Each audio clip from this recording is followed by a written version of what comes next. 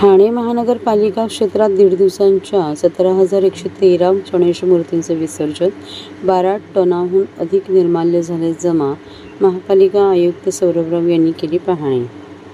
ठाणे महापालिका क्षेत्रातील 1.5 दिवसाच्या गणेश मूर्तींचे विसर्जन रविवारी भक्तिमय वातावरणात संपन्न झाले.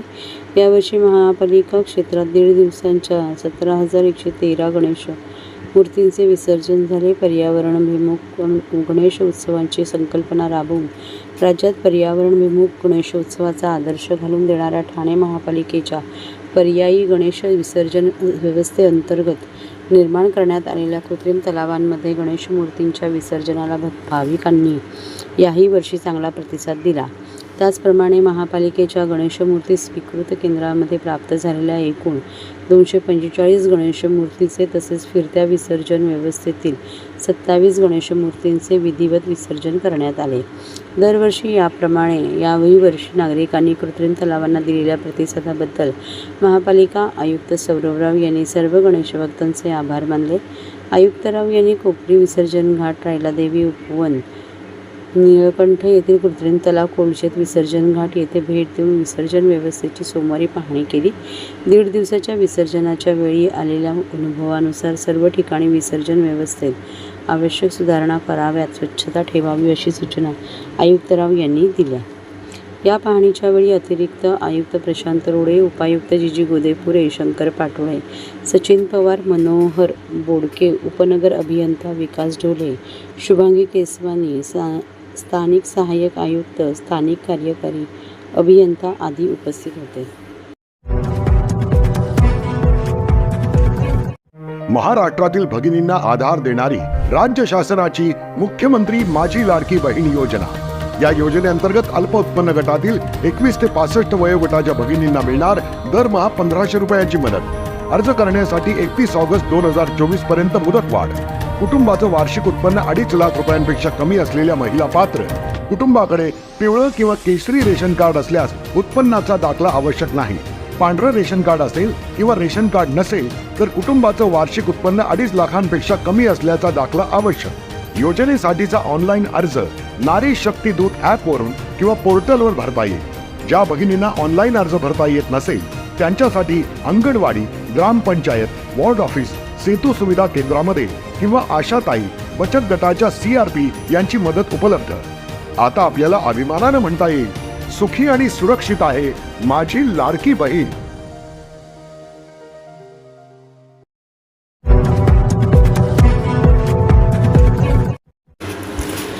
कोपरी येथील प्रतिष्ठित व्यापाऱ्याकडून खंडणी वसूल करणारे 2 आरोपी यांना पोलिसांनी केली अटक.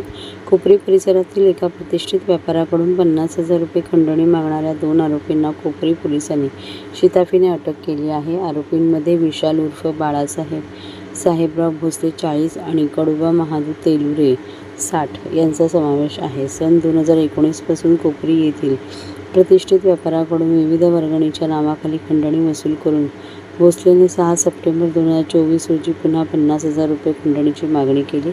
पैसे न दिल्यास आपल्या दुकानातून मिठाई खरेदी करून 500,000 लोकांना खाऊ घालून मारण्याची धमकी दिली.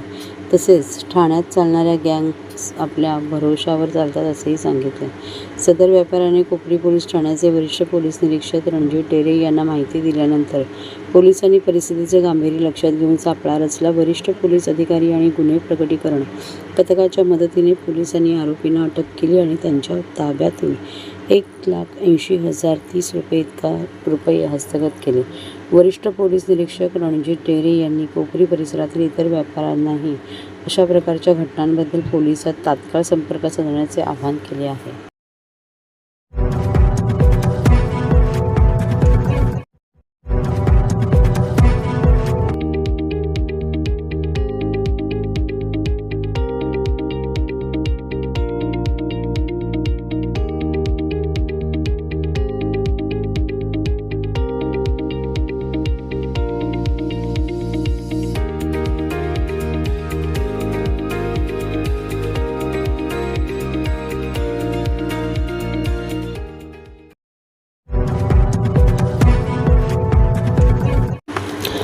ठाणे महापालिकेतर्फे फिरती विसर्जन व्यवस्था. ठाणे महापालिका क्षेत्रात यंदा गणेशमूर्ती विसर्जन करण्यासाठी 6 फिरत्या विसर्जन व्यवस्थांची व्यवस्था करण्यात आली आहे. या महापालिका आयुक्त सौरभ राव यांच्या संकल्पनेतून ही व्यवस्था तयार झाली असून त्याचे लोकार्पण त्यांच्या हस्ते महापालिका मुख्यालयाच्या प्रांगणात करण्यात आले. विसर्जनाची व्यवस्था असलेला हा ट्रक ठरलेल्या वेळी वेगवेगळ्या ठिकाणी फिरणार आहे. त्या ट्रकवरील टाकीत गणेशमूर्तींचे विसर्जन करता येणार आहे. कृत्रिम तलाव, टाकी व्यवस्था याप्रमाणे महापालिकेने यंदा फिरत्या विसर्जन व्यवस्थेचा प्रयोग केला आहे. सध्या 4 प्रभाग समितींमध्ये वेळापत्रकानुसार हे ट्रक फिरणार आहेत. गणेश भक्तांनी या सुविधेचा लाभ घ्यावा असे आवाहन आयुक्त राव यांनी लोकार्पण प्रसंगी केले. त्यांच्या निर्देशानुसार ठाणे महापालिका क्षेत्रात बांधकाम विभाग, पर्यावरण विभाग आणि घनकचरा विभाग यांनी विसर्जन व्यवस्थेचे नियोजन केले आहे. त्यात 9 विसर्जन घाट, 15 कृत्रिम तलाव, 10 मूर्ती स्वीकृती केंद्र आणि 49 ठिकाणी टाकी विसर्जन व्यवस्था आणि 6 फिरत्या विसर्जन व्यवस्था यांचा समावेश केला आहे. यावर्षी ही फिरती विसर्जन व्यवस्था नौपाडा, कोपरी, माजिवडा, मानपाडा, वागळे आणि वर्तकनगर या 4 प्रभाग समिती क्षेत्रांमध्ये उपलब्ध असेल. सकाळी 12 ते रात्री 10 वाजेपर्यंत प्रभाग समितीमधील विविध ठिकाणी ठराविक काळासाठी हे फिरते वाहन विसर्जन व्यवस्थेसह उपलब्ध राहील. त्यावरील टाकीमध्ये गणेशमूर्तीचे विसर्जन करता येतील. या विसर्जन व्यवस्थेचे वेळापत्रक ठाणे महानगरपालिकेच्या वेबसाईटवर पर्यावरणपूरक गणपती विसर्जन व्यवस्था 2024 या शीर्षकावर उपलब्ध करण्यात आले आहे, अशी माहिती मुख्य पर्यावरण अधिकारी मनीषा प्रधान यांनी दिली.